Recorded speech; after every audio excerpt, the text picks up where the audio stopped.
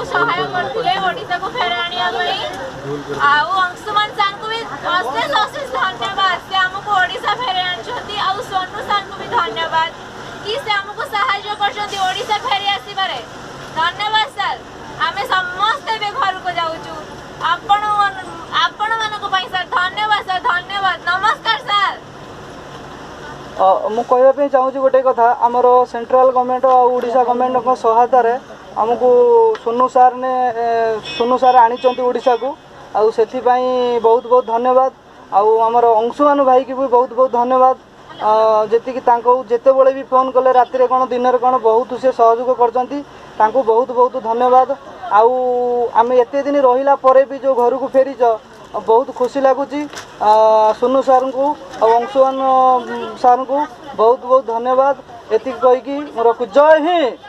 Jai Hind Jai Hind.